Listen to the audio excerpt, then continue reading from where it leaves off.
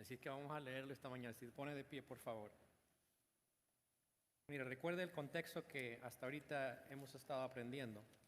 Versículo anterior, en capítulo 4, versículos 36, dice: Entonces José, a quien los apóstoles pusieron por sobrenombre Bernabé, que traducido es hijo de consolación, levita, natural de Chipre, como tenía una heredad, la vendió y trajo el precio y lo puso a los pies de los apóstoles. Ejemplo positivo de gratitud, de generosidad. Pero ahora mire, eso es el contexto para lo que sigue que vamos a estudiar esta mañana. Pero cierto hombre, llamado Ananías, con Zafira su mujer, vendió una heredad y sustrajo del precio, sabiéndolo también su mujer, y trayéndolo solo una parte, la puso a los pies de los apóstoles. Y dijo Pedro: Ananías, ¿por qué llenó Satanás tu corazón para que mintieses al Espíritu Santo y sustrajeses del precio de la heredad? Reteniéndola no se te quedaba a ti y vendida no estaba en tu poder. ¿Por qué pusiste esto en tu corazón? No has mentido a los hombres, sino a Dios. Al oír Ananías estas palabras, cayó y expiró. Y vino un gran temor sobre todos los que lo oyeron. Y levantándose los jóvenes lo envolvieron y sacándolo lo sepultaron. Pasado un lapso como de 3 horas sucedió que entró su mujer, no sabiendo lo que había acontecido. Entonces Pedro le dijo: Dime, ¿vendiste en tanto la heredad? Y ella dijo: Sí, en tanto. Y Pedro le dije: ¿Por qué convenisteis en tentar al Espíritu del Señor? He aquí a la puerta los pies de los que han sepultado a tu marido y te sacarán a ti. Al instante ella cayó a los pies de él y expiró. Y cuando entraron los jóvenes la hallaron muerta y la sacaron y la sepultaron junto a su marido. Y vino gran temor sobre toda la iglesia y sobre todos los que oyeron estas cosas. Y por mano de los apóstoles se hacían muchas señales y prodigios en el pueblo, y estaban todos unánimes en el pórtico de Salomón. De los demás ninguno se atrevía a juntarse con ellos, mas el pueblo los alababa grandemente. Y los que creían en el Señor aumentaba más, gran número así de hombres como de mujeres. Tanto que sacaban los enfermos a las calles y los ponían en camas y lechos, para que al pasar Pedro, a lo menos su sombra cayese sobre alguno de ellos. Y aún de las ciudades vecinas muchos venían a Jerusalén, trayendo enfermos y atormentados de espíritus inmundos, y todos eran sanados. Señor, gracias en esta mañana por esta palabra tuya. Un texto a la vez bastante difícil al mirar cómo tú purificaste a la iglesia de la primera generación. Sabemos, Señor, que tus planes para la iglesia no cambian. El plan para la iglesia es la pureza. Y esta mañana, Señor, nos das el privilegio de aprender acerca de ello. Rogamos que esta mañana puedas hablarnos como iglesia tuya, que puedas enseñarnos lo que implica ser una iglesia santa, pura, como tú la has llamado para que sea. Rogamos que tu Espíritu Santo pueda guiarnos, pueda enseñarnos tu verdad, pueda ayudarnos individualmente a ser cada día más como Cristo, pero a la vez también como iglesia, cuando nos reunimos, cuando estamos en tiempos de convivios, en tiempos de cualquier otra índole, que podamos ser la iglesia que te representa bien en este mundo. Agradecemos por la obra que has comenzado a hacer en nosotros, sigues haciendo y confiamos que tú lo seguirás haciendo a medida que nosotros confiamos en ti y en tu verdad. Rogamos, Señor, por aquellos que en esta mañana quizás vienen con un corazón cargado y necesitado de ti. Rogamos que tú puedas darles el descanso y la paz. Aquellos que vienen quizás con mucha tensión, con muchas frustraciones, rogamos que tu palabra pueda traer también consuelo y aliento.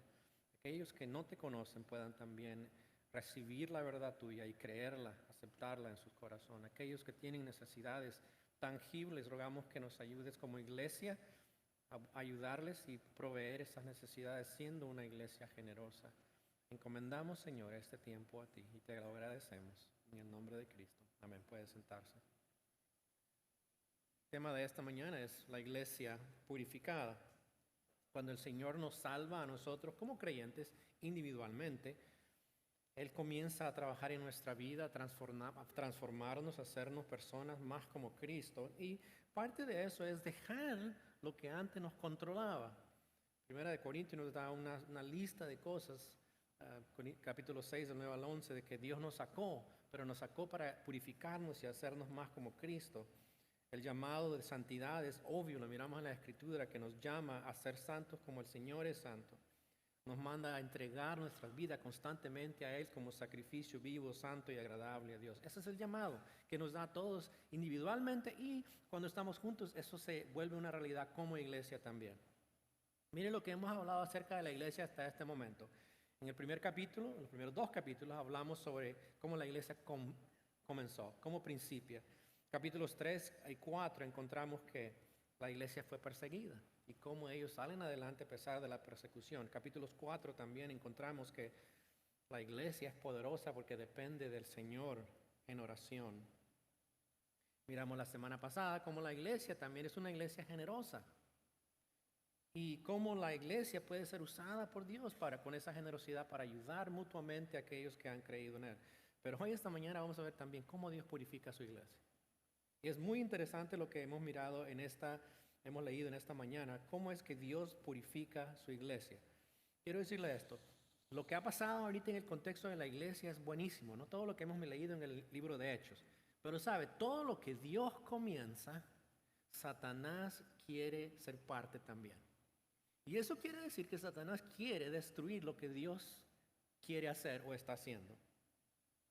Él ataca a través de persecuciones, como lo vimos, pero no funcionó. No pudo detener la iglesia a través de la persecución. Y lo vamos a ver también. Dios les dio a la iglesia el poder para resistirlo y les dio la confianza de seguir hablando la palabra. Pero ahora Satanás usa una táctica un poquito diferente, y es la táctica de infiltración. Quiere decir, Satanás va a entrar dentro de la iglesia y actuar dentro de la iglesia con una astucia, como siempre la tiene, como un jardín del Edén, ¿se acuerda? Dios había creado ese jardín perfecto donde el hombre y la mujer vivían en armonía con Dios. Y el plan de Él, de entrar ahí en ese jardín, no fue de Él, y contaminar lo que Dios había dicho y llevarles a pecar, comiendo el fruto prohibido, y llega a que la humanidad cae debido a esa infiltración. Ahora miramos aquí también en la iglesia. Es la primera iglesia. Dios está formando su iglesia. ¿Y qué es lo que trata de hacer Satanás? Infiltrarse y también destruir la iglesia por dentro. Pero en este caso miramos que Dios no va a permitir eso. Va a haber una purificación de la iglesia, pero no va a permitir que destruya la iglesia. Y usted quizás se pensará y dirá, bueno, que Satanás no siempre está afuera. No viene a la iglesia. Claro, Satanás está en la iglesia. Hoy día está en la iglesia. No sé si está aquí. Pero mire lo que dice la Escritura. En 2 Corintios 11:3 dice esto. Mire lo que dice. Porque temo como la serpiente con su astucia engañó a Eva, vuestros sentidos sean de alguna manera extraviados de la sincera fidelidad a Cristo. Mira lo que dice Pablo en ese verso. Más adelantito, en ese mismo capítulo, dice, ¿cómo hace Satanás para infiltrar la iglesia? Dice, porque estos son falsos apóstoles, obreros fraudulentos, que se disfrazan como apóstoles de Cristo. Y no es maravilla, porque el mismo Satanás se disfraza como ángel de luz. ¿Sí es lo que pasa? Satanás no está como nosotros lo pensamos. Está celebrando en el infierno. Él está en la iglesia. Está disfrazado como ángel de luz. Él sabe cómo atacar a la iglesia por dentro. Y miramos que trata de hacerlo aquí a través de estos 2 personajes o de esta pareja, Ananías y Zafira. Mire lo que dice en los versículos 1 al 11. Encontramos el pecado de Ananías y Zafira. Como les dije la semana pasada, Ananías, mire lo que significa. El Señor lleno de gracia. Eso significa Ananías. Contradictorio, ¿verdad? A lo que va a pasar. Y Zafira significa hermosa. Otra vez, un contraste ahí de los nombres y lo que ellos hacen.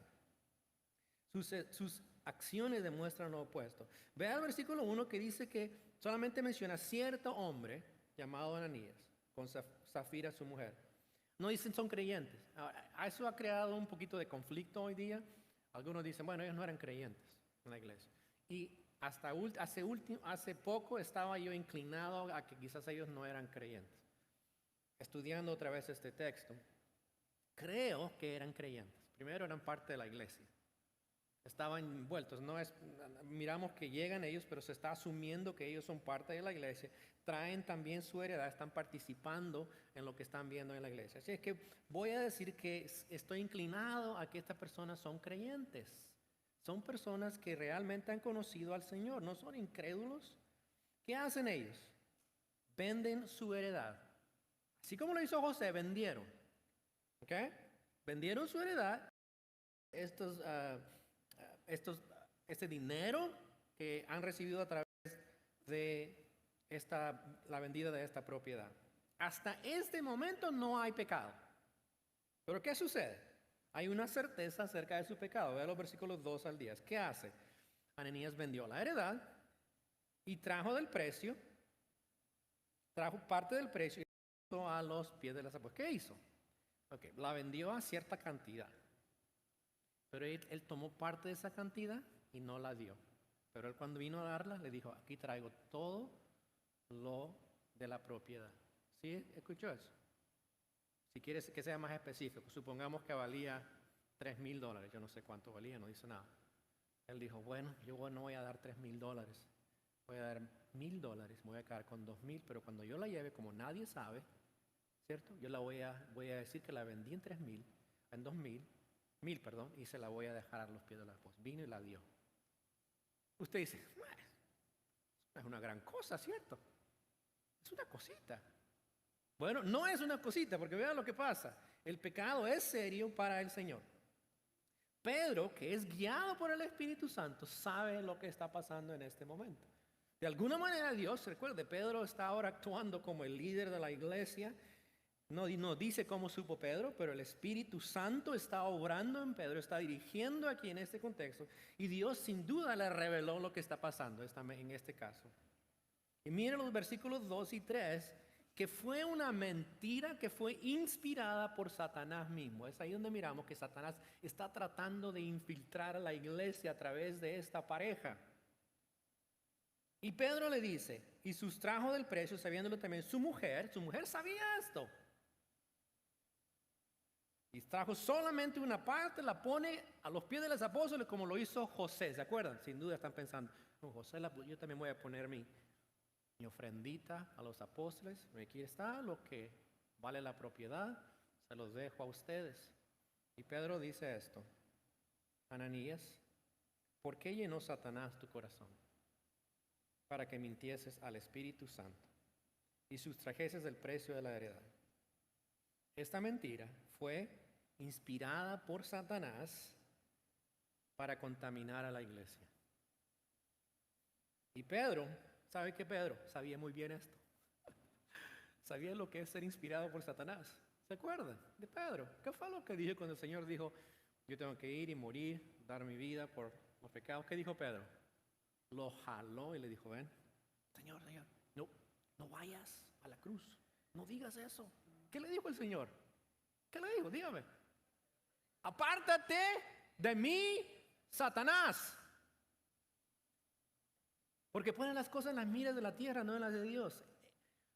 Pedro sabía lo que era ser influenciado por Satanás. Satanás estaba inspirando a Pedro.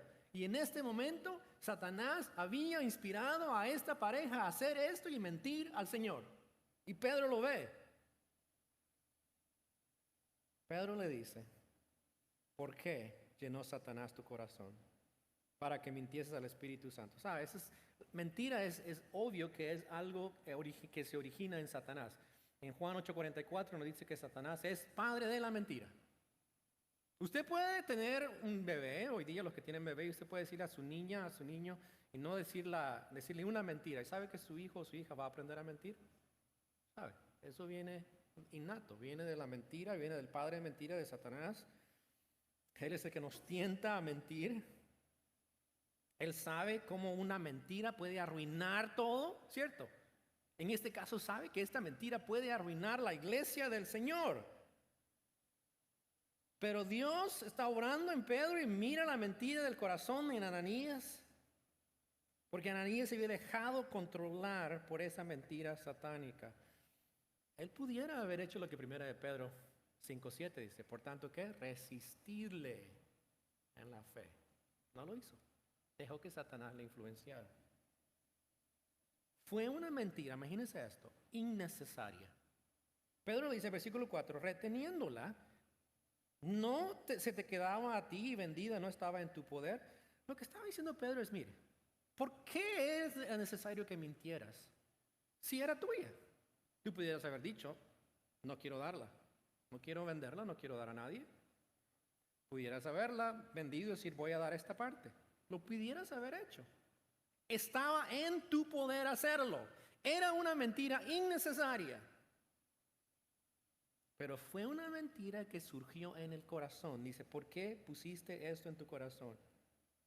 ¿Sabe qué dijo el Señor acerca de esta clase de las mentiras, de dónde proceden? ¿Se acuerdan? Y no solamente la mentira, en Marcos 7:21 les dice, da una lista de dónde vienen todas las cosas malas. La mentira, la fornicación, los males. ¿De dónde viene todo eso? Corazón, ¿cierto? Cuando nuestro corazón está lleno de eso, eso va a salir. Esa mentira se originó en el corazón de Ananías y Zafira. Fue una mentira de su corazón. No solamente eso, versículo 3, versículo 4 y versículo 9 nos dice que esa mentira fue directamente hacia una persona. ¿Hacia qué persona fue? Versículo 3 dice, para que mintieses al Espíritu Santo. El asunto no es mentirle a la persona. Le mintió a Pedro, no le mintió a Pedro. Si eres creyente, la mentira tuya no le afecta más a la persona. ¿A quién le afecta? Al Espíritu Santo. Y en este caso le dice, no, la mentira es contra el Espíritu. Mentiste al Espíritu Santo. Versículo 4 dice, no has mentido a los hombres, sino a Dios. La mentira es contra Dios.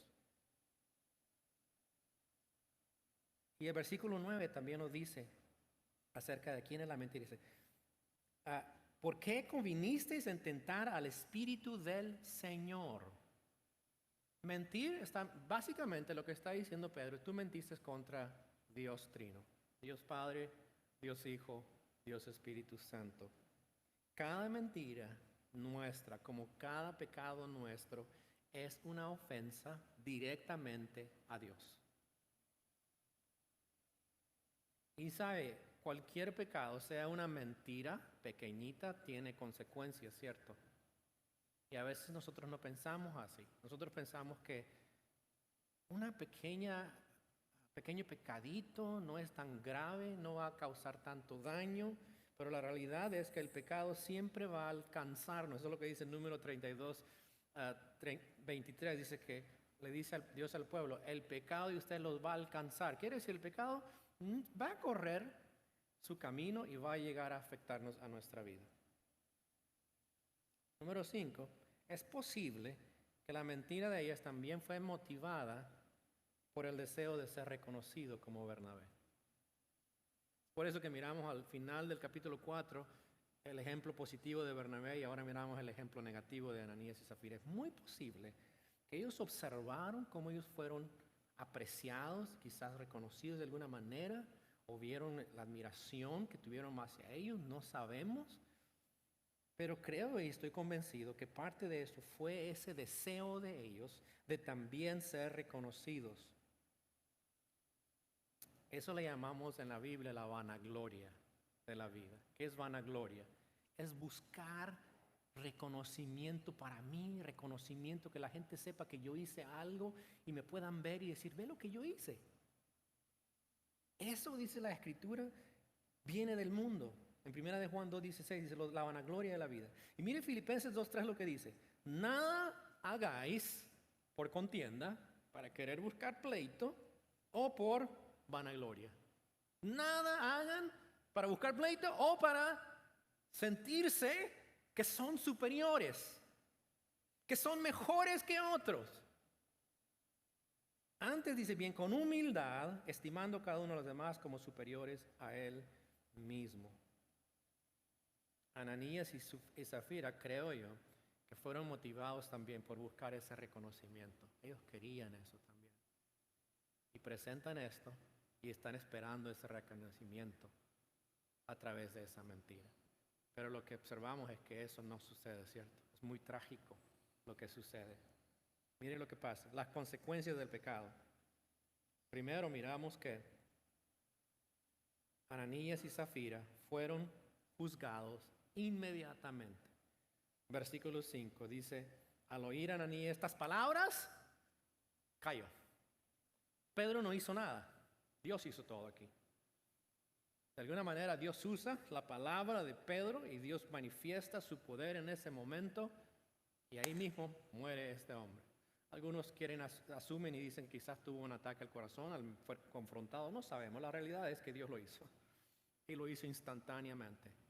Bueno, y usted sabe que pasa un periodo de tiempo, pasan varias horas, la mujer no está con él y ella llega también, ¿cierto? Y cuando llega también experimenta lo mismo. Versículo 10 dice, al instante ella cayó, míralo irónicamente, a los pies de él y también falleció. Juicio inmediato es lo que reciben Ananías y Zafira. No siempre Dios usa juicio inmediato, pero eso no quiere decir que Dios no va a juzgar el pecado. Dios va a juzgar el pecado y parte de las consecuencias también pueden seguir afectándonos a nosotros. Pero sabemos que en el futuro también todos nosotros tendremos que dar cuenta a Dios de lo que nosotros hemos hecho. Hay casos como estos y hay otros casos en la Escritura donde Dios tiene que ejecutar un juicio severo que implica que la persona tiene que irse con el Señor o ser muerto. En 1 Corintios 11:31 nos dice de personas que estaban abusando la cena del Señor. Y Pablo les dice, es por eso que algunos de ustedes están muertos, porque han desobedecido a Dios y Dios les está juzgando a ustedes. Una pregunta que surge de esto es, bueno, ¿Dios no juzga ya de esa manera? ¿Será que Dios ya no lo hace? ¿Y por qué no lo hace Dios como es de esta manera?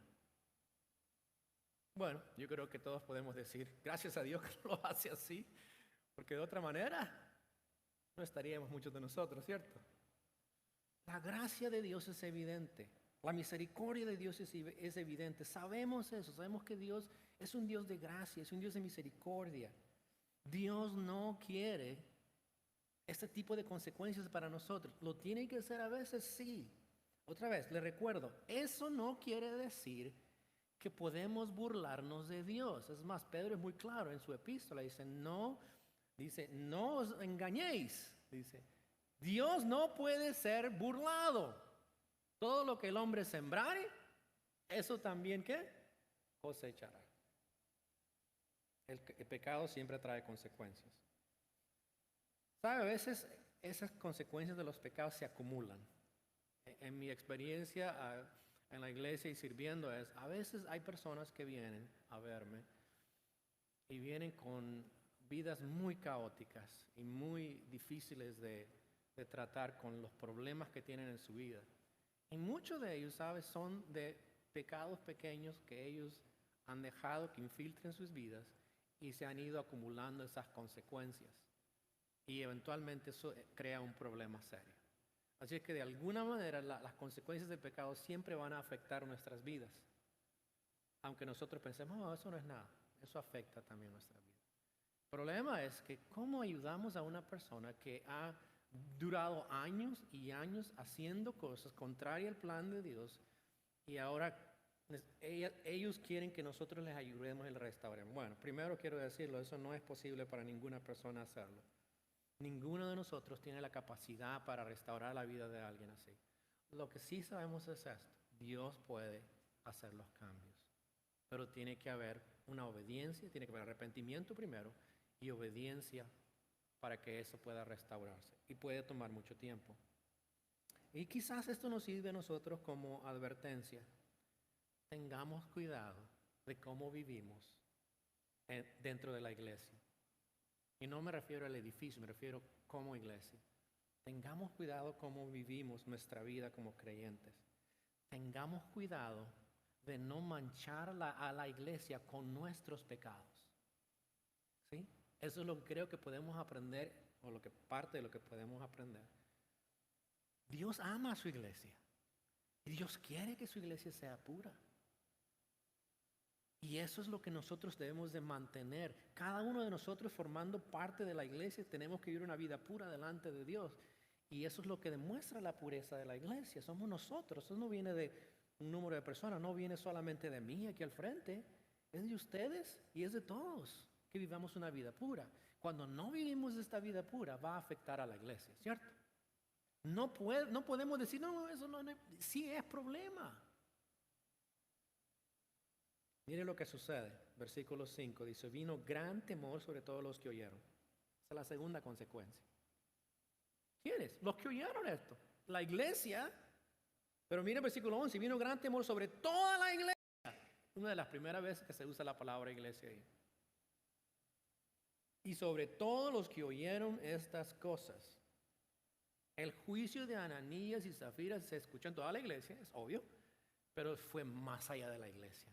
Eso se diseminó por la comunidad y la gente entendió lo que había pasado. Se dieron cuenta que caer en manos de Dios era cosa seria. Eso es lo que dice Hebreos 10, 30, 31. Dice, es cosa seria caer en manos del Dios justo. Ese tipo de temor no existe hoy día. Que la persona dice, eso pasó allá, yo no quiero ir a la iglesia. La gente que no va a la iglesia hoy día no es porque ve ese tipo de experiencia en la iglesia, es porque ha visto experiencias en la iglesia de impureza o de falta de vivir como Dios manda y dice, yo no quiero ir ahí, ¿para qué voy si es igual? ¿Sí? Es lo opuesto. Lo han visto, han experimentado y no quieren ser parte, pero no es porque han visto que Dios está obrando ahí, ha juzgado ahí y dicen, yo no me acerco ahí, porque ahí entrar ahí, saben que tengo que vivir una vida que agrada a Dios y yo no puedo y no quiero también terminar como Ananías y Zafira. Pero sabe, también nos enseña esto, que la iglesia tiene el poder para corregir el pecado dentro de ella. Y es importante eso como iglesia. Debemos de corregir el pecado dentro de la iglesia, porque eso va a ayudar al resto de la iglesia a ver que el pecado tiene consecuencias y no debemos de seguir en esa situación. Pero esto no se ve. ¿Sabe por qué? Porque no es popular en la iglesia. Nadie quiere ir a una iglesia donde se corrige el pecado. Quieren ir a una iglesia donde realmente haya cosas bonitas y alegres y con mucho entusiasmo y todo sea bien y podamos disfrutar el tiempo, pero no hablemos de pecado, porque eso no. Y sin embargo, eso es lo que debe de haber en la iglesia, debe de haber corrección del pecado. Mira lo que escribió un autor acerca de esto. Dice, la idea de vivir la vida temiendo a Dios y las consecuencias del pecado parece ser algo no atractivo en nuestros tiempos, cuando las personas están dedicadas a sus sentimientos. El temor es considerado un mal sentimiento y por lo tanto es algo malo. Si la Biblia muestra al temor como algo favorable, debemos también nosotros reflejar en ello, si vamos de verdad a convencer a la gente de la relevancia y lo atractivo del camino cristiano en nuestra sociedad. Realmente el temor es un amigo que nos advierte del peligro del pecado. Y al ir nosotros formando lo que es nuestra iglesia, debemos de tomar en serio la vida de pureza que Dios nos ha llamado a vivir, dentro de ella como fuera de ella en la comunidad con los demás. Y eso implica que ser miembro de la iglesia, vamos a vivir de esa manera que agrada al Señor. Y por eso es que existe un proceso de membresía en la iglesia. No es simplemente porque queremos que las personas pasen por unas clases y es todo. La idea es que debe de entender que ser parte o miembro de la iglesia le compromete delante de Dios a vivir una vida pura y de igual manera también se compromete unos a otros a vivir esa vida donde va a ayudar a otros también a vivir una vida que agrada a Dios. Y por eso requiere compromiso. No es simplemente si usted quiere, usted puede venir a la iglesia, eso no es problema, pero lo que decimos es que ser miembro implica esta responsabilidad de vivir una vida pura delante de Dios y también de ayudar a otros a vivir esta vida purificada. Vean lo que sucede debido a lo que Dios ha hecho, ha purificado la iglesia. Versículos 12 y 16, el resultado positivo de todo eso. Primero miramos que la iglesia continuaba testificando con poder. Es muy obvio, ¿cierto? Mire que habían señales y milagros y es la manera favorita de Lucas de expresar los reportes milagrosos que están sucediendo en la iglesia. Y parte es la conexión que hay con la literatura que en ese entonces existía, donde habían referencias de supersticiones, de creencias, habilidades, lo que hacían los dioses. Y ahora Lucas está mostrando, no, esto es el Dios, el único Dios verdadero. Está haciendo estas obras maravillosas, pero lo está haciendo a través de su iglesia. Está haciendo estas señales y milagros en aquellos que han creído en Él. Y lo hace en una vida, en las vidas de la iglesia que vive pura, de una manera pura. La iglesia, cuando es pura, va a poder testificar al mundo con poder. Segundo, vea que también la iglesia continuaba viviendo en comunidad. Dice, y estaban todos unánimes en el pórtico de Salomón. Esa es una ramada, había una ramada donde ellos estaban, que había mucha gente, seguían unánimes. Esa unidad viene otra vez debido a la pureza que existía entre ellos. Y el plan de Dios para la iglesia es ese, que sigamos en esa pureza y podamos también seguir unidos, pero eso requiere que nosotros vivamos como Él nos ha mandado. En tercer lugar, vea el versículo 13, dice, el pueblo los alababa grandemente.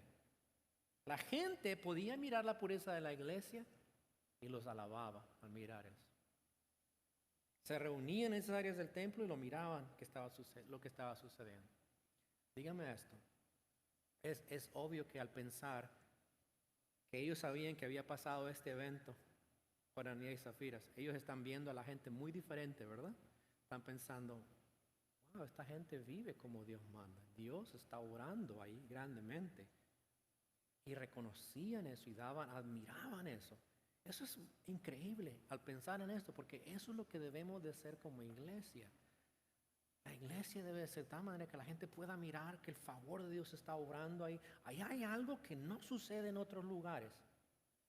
Pero dentro de lo que la Escritura llama como pureza hay una vida real que se vive como iglesia. ¿Sí? No es un lugar donde muy a menudo la gente asocia a la iglesia como un lugar escandaloso, un lugar con desorden, un lugar con extremas emociones, un lugar donde todo el mundo hace lo que quiere. ¿Sí? Eso no es la iglesia, eso es lo que la gente ve hoy día como la iglesia. Y eso no es lo que nos muestra la Escritura que es la iglesia. Y es importante que entendamos eso porque eso les da una gran reputación delante de la comunidad y ellos pueden seguir sirviendo, comunicando el evangelio. Y vea lo que también dice en el versículo 14. Y los que creían en el Señor aumentaban más. Gran número así de hombres y mujeres. ¿Qué sucede? Más crecimiento. Mientras más pura es la iglesia, más crecimiento hay. Lo opuesto también es cierto. Pero vean lo que sucede. La iglesia sigue creciendo. Número 4, también número 5, versículos 15 y 16. La iglesia seguía siendo usada para sanar y liberar. Tanto que dice ahí que algunos pensaban, realmente no hay evidencia que podamos decir que realmente la sombra de Pedro sanaba, como ustedes lo ven ahí. La gente creía que sanaba, yo no sé si sucedió o no, usted puede alegar que sí, no es muy importante para mí. Lo que sí sé es que la iglesia continuaba siendo usada para sanar y liberar. Y más que en el aspecto físico, estamos hablando en los aspectos de la salvación en Cristo. Dios usó a los apóstoles para formar su iglesia y Pedro como líder es usado para manifestar estas obras de milagrosas, para autenticar la iglesia y formar a esos líderes para llevar a cabo la función de la iglesia. Y por eso creo que era necesario en ese entonces. Una iglesia que es pura va a seguir testificando con poder al mundo y ayudarle a salir del pecado. Seguirá viviendo en comunidad, tendrá buena reputación ante el mundo donde vive. Le va a admirar o le va a condenar, pero no va a dejar ninguna pregunta en cuanto a su manera de vivir que es agradable a Dios. La iglesia pura va a seguir creciendo, va a seguir siendo usada para sanar, liberar a los que están causados por Satanás y dar esa salvación de las almas. Y debemos recordar en esta mañana una advertencia que mismo Pedro escribió en 1 de Pedro 4:17. Mire lo que dice. Pedro dijo esto. Mismo Pedro que confrontó a esta pareja. Porque es tiempo, ¿qué dice? De que el juicio comience por la casa de Dios. Y si primero comienza por nosotros, ¿cuál será el fin de aquellos que no obedecen el evangelio de Dios? Esto fue lo que sucedió en este momento. Juicio comenzó en la casa de Dios. Y el Señor lo sigue haciendo aún hoy día. Usted dice, ¿cómo lo está haciendo Dios hoy día? ¿Cómo está ejecutando juicio Dios hoy día sobre su iglesia cuando no vive pureza? Desafortunadamente, creo yo, que la manera que lo está haciendo es a través del mundo. El mundo mismo Dios está usando para que saque, como decimos en el coloquial, los trapitos al sol de la iglesia, ¿cierto? Por eso no es sorprenderse que el mundo esté diciendo, oh, mira de lo que descubrimos que está pasando ahí, oh, mira lo que descubrimos. Porque la iglesia ha fallado en juzgarse a sí mismo. Más, Pablo dice en 1 Corintios 11:31, dice, si pues nos examinásemos a nosotros mismos, no seríamos juzgados. ¿Sí? Si nosotros nos examinamos cómo estamos con el Señor y arreglamos, nos arrepentimos, no vamos a ser juzgados con el mundo o por el mundo. Dice, somos castigados por el Señor para que no seamos condenados con el mundo. En pocas palabras, Dios tiene que juzgar a su iglesia para no condenar a su iglesia. Sabemos que estamos seguros en Cristo, la salvación no se pierde, pero la disciplina del Señor puede venir de una manera severa. Y lo triste es que lo hace el mundo de afuera, corrigiendo a la iglesia. Y eso no es el plan de Dios. Y es importante que nosotros entendamos nuestro rol como miembro de la iglesia, vivir una vida que sea pura delante de Dios. Y también la invitación es para cualquiera que no ha dado su vida a Cristo, que entienda que debe de creer en Él, llegar a Él, arrepentirse de sus pecados, porque si no lo hace, sí va a experimentar el juicio divino. Todos hemos de compadecer algún día ante el tribunal de Cristo, dice la Escritura, los creyentes, pero no es para salvación, es para recompensa, reconocimiento, vendrá del Señor. Pero si no hemos vivido una vida pura, no podemos esperar que Dios nos recompense. Pero el que no es creyente puede esperar un juicio eterno. Y Dios te invita en esta mañana, si tú no has dado tu vida a Cristo, te has arrepentido, es tiempo. Puedes dar ese paso hoy día. Y si eres creyente pero no estás viviendo de la manera que Dios nos manda, es tiempo también que arregles cuentas con Dios. Y queremos ayudarte en ese proceso. Y a la vez estamos comprometidos a ayudarnos unos a otros mutuamente a vivir en esta pureza como iglesia. Y es obvio que vamos a hacer todo lo posible para que la iglesia pueda seguir con esta pureza. Nos esforzaremos por ayudarte a ti cuando hay necesidad, de corregirte cuando hay necesidad, y a la vez tú también corregirnos cuando necesitamos también tu ayuda. Pero es indispensable que entendamos que esa es la voluntad de Dios para su iglesia. Señor, gracias en esta mañana por tu palabra. Es algo un poco difícil de nosotros aceptar quizás porque vivimos en un mundo donde no nos gusta este tipo de enseñanza. No nos gusta escuchar que hay disciplina, hay corrección, hay justicia, hay juicio que viene de ti en diferentes formas, pero viene a tu iglesia, a tus hijos, a tus hijas que viven en comunidad. Y es necesario para que nosotros podamos vivir una vida que te agrade a ti. Agradecemos que lo haces como un Padre que nos ama, que desea que no solamente vivamos vidas puras para ser puros, pero para poder compartir las buenas noticias, la esperanza a un mundo que cada vez está más necesitado de ti y de ver la verdad tuya reflejada en nuestras vidas. Rogamos que tú puedas llevar a cabo esto en nuestra iglesia. Tú conoces cada corazón aquí presente. Aquellos que no han dado su vida, pedimos que puedan dar su vida a ti. Aquellos que están viviendo una vida de mediocridad quizás, y una vida también atada a pecados quizás pequeños, no miramos, no observamos, tú los ves, obra en ellos. Y examínanos a todos. Todos nosotros necesitamos que nos examínanos, oh Dios, y ve si hay en mí, si hay en nosotros camino de perversidad, y guíanos en el camino eterno. Te lo agradecemos, Señor, en el nombre de Cristo.